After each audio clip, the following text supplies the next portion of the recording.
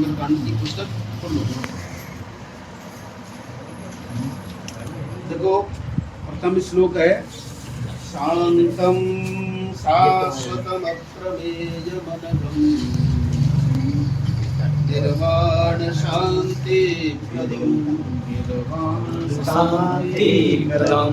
ब्रह्मा सम्मुफणीन्द्र सेव्य मनीषम् ब्रह्मा सम्मुफणीन्द्र सेव्य मनीषम् वेदांत वेद्यं विभुम् वेदांत वेद्यं रामाख्यं जगदीश्वरं सुरगुरुम् आख्यं जगदीश्वरं सुरगुरुम् माया मनुष्यं हरिं मायामनुष्यं हरिं वन्देऽहं करुणाकरं रघुवरम् वन्देऽहं करुणाकरं रघुवरम्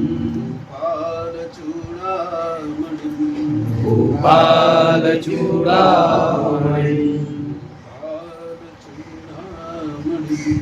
भूपालचूडामणिं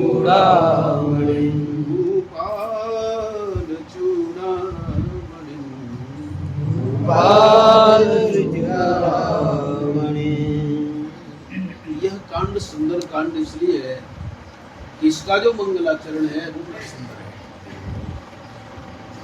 किस शब्द से प्रारंभ हुआ है? शांतम। और हम और आपको क्या चाहिए? शांति। शांति चाहिए ना चाहिए।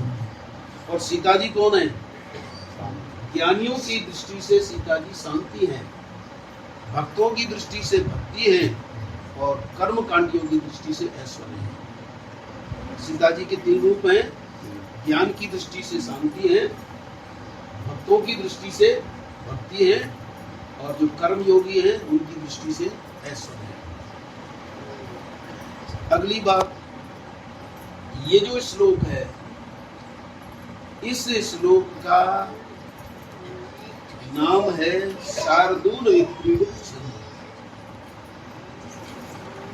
और आश्चर्य होगा आपको कि श्री रामचरितमानस श्रीमद् भागवत का जो पहला श्लोक है उस छंद का नाम भी शार्दूल विक्रीडित छंद है।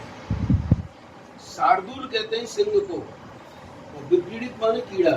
शेर यदि कीड़ा करे दहाड़े तो गीदड़, खरगोश, पक्षी क्या होता है? सब उड़ जाते हैं।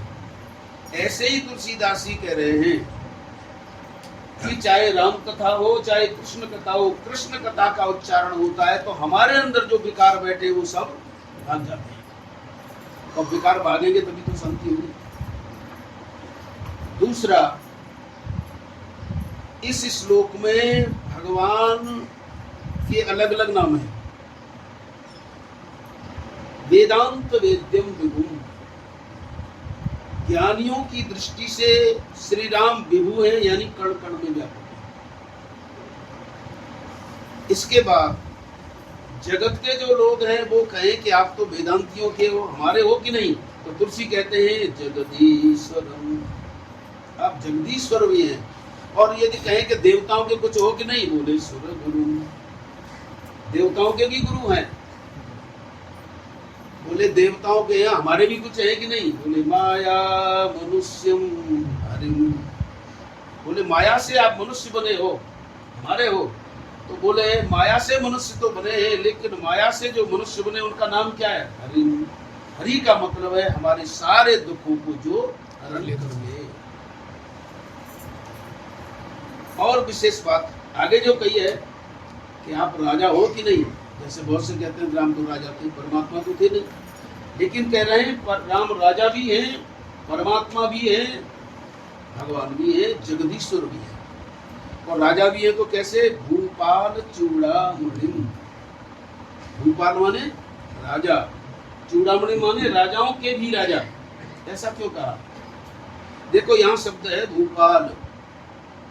भूपाल का मतलब है भूमि का पालन करने वाले। और जितने भी राजा हैं वे तो पृथ्वी के द्वारा पालित हैं। दुनिया के जितने भी राजा हैं वो कैसे हैं? पृथ्वी से अन्न हुआ, पालन पोषण हो रहा है ना राजा का भी। राजा क्या खा रहा है? अरे पृथ्वी से जो पैदा है। तो दुनिया के लोग, दुनिया के राजा तो पृथ्वी से जो उत्पन्न होता है उसके द्वारा उनका पोषण होता है, लेकिन श्री राम भूपाल क्यों कि पृथ्वी का भी राम के द्वारा पालन होता है। पृथ्वी की जो सत्ता है वो अपनी सत्ता नहीं है, बल्कि पृथ्वी में जो प्रतित्व है, जो पालन पोषण जो उसमें शक्ति है, वो किसकी है? श्री राम की। यानी जो पृथ्वी का भी पालन करे, और जो पृथ्वी का पालन करेगा वो पृथ्वी की बेटी का क्या करेगा? पृथ्वी की बेटी की सुरक्षा करेगा कि नहीं करेगा? और पृथ्वी की बेटी कौन है? सीता। इसलिए सीता जी के चरित्र को इंगित किया है। भगवान सबके अपने हैं, वेदांतियों के भी हैं, भक्तों के भी हैं, कर्मयोगियों के भी हैं, यह बिल्कुल इंगित कर दिया है। तो ऐसे भगवान श्री राम को, ऐसे भगवान की सुंदर लीला को, ऐसे भगवान के इस पावन अनुष्ठान को हम और आप कर रहे हैं। आपके ऊपर, हमारे ऊपर भगवान की बड़ी कृपा है, और श्री हनुमान जी की तो विशेष कृपा है। हनुमान जी महाराज को हम ये ध्यान रखें, उनसे हम ऐसा संबंध जोड़ें, लौकिक उन्हें कोई देवता समझोगे, डरोगे। हनुमान चालीसा का पाठ करें कि नहीं करें? अरे उन्हें अपना बाबा बना लो। बाबा को तो नाती बहुत प्यारा होता है साहब। उन्हें अपना बाबा बना लो। कोई गलती भी पढ़ोगे तो परेशानी नहीं है, वो माफ हो जाएगी। इसलिए मत डरो कि हमें हनुमान चालीसा का पाठ करना है कि नहीं करना। माता भी कर सकती है, पुरुष भी कर सकते हैं, कोई डर की बात नहीं है, क्योंकि तुम्हारी दृष्टि में स्त्री है और पुरुष है, हनुमान जी की दृष्टि में केवल भक्त है, इसलिए कोई चिंता की बात नहीं। और मैं जो समापन की तरफ जाता हूँ, तो सुंदर कांड में देखो कितने प्रसंग हैं। नंबर 1, हनुमान जी समुद्र लांघते हैं, एक यह प्रकरण है। दूसरा, और इस प्रकरण में बाधा आती है। जब आप शांति की खोज करने जाओगे तो बाधा आएगी कि नहीं आएगी? शांति की खोज करने जाओगे, भक्ति करोगे, बाधा आएगी। और ये निश्चित बात है, सिनेमा तुम जाओगे कोई बाधा नहीं आएगी, पड़ोसी भी कहेगा मैं भी चलता हूँ। लेकिन सत्संग में जाओगे तो बाधा जरूर आएगी।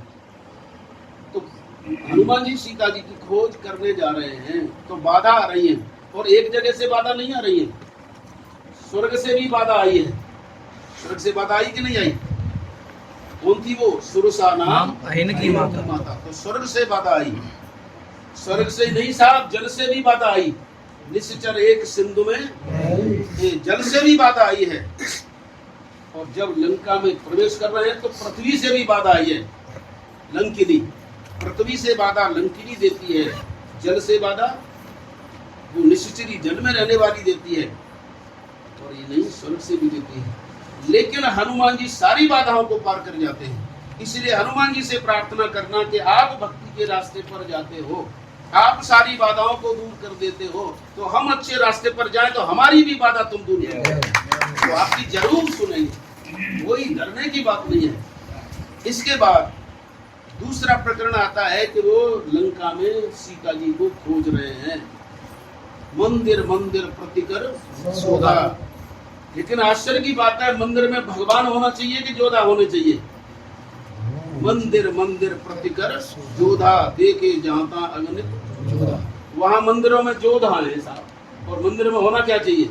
परमात्मा होना चाहिए। ये लंका है साहब, उल्टा है। यहाँ कोई शराब पिए पड़ा है, कोई अस्त पड़ा है, लेकिन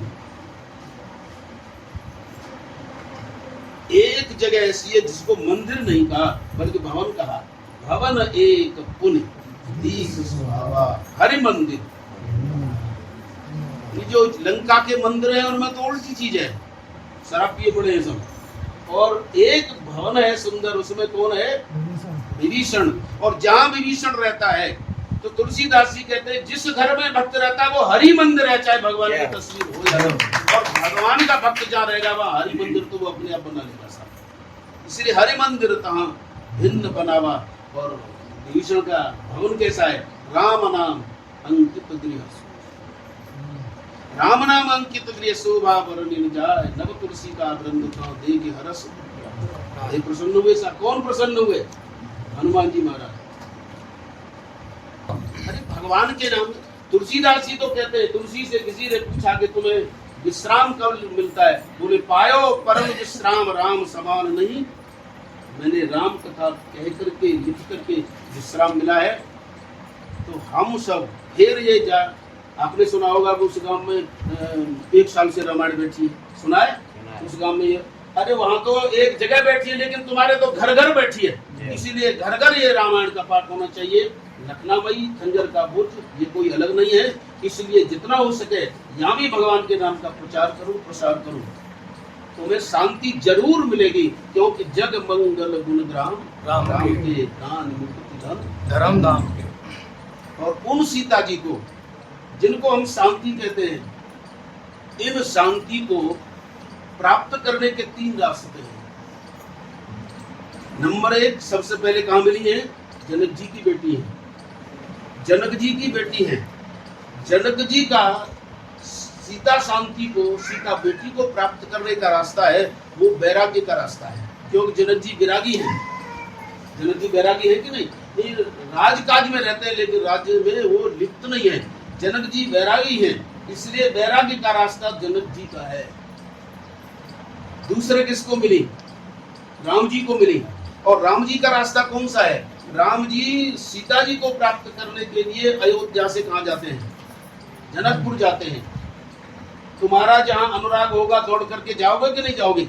राम जी सीता जी को अनुराग के रास्ते से प्राप्त करते हैं। जनक जी किस रास्ते से? वैराग्य के रास्ते से। और राम जी अनुराग के रास्ते से। एक तीसरा और है साहब, एक तीसरा रास्ता है रावण का। वो रावण भी शांति सीता को प्राप्त करने की कोशिश करता है, लेकिन रावण क्या करता है? चुराता है। और इस दूसरे की शांति को चुराने के रास्ते को राग का रास्ता बोलते हैं। रावण का सीता जी को प्राप्त करने का रास्ता राग का है। और राग से हम शांति प्राप्त नहीं कर सकते, चोरी भले ही करें। तो राग का रास्ता है वो चोरी का रास्ता है, और चोरी के रास्ते पर चलकर राग के रास्ते पर रावण सीता जी को प्राप्त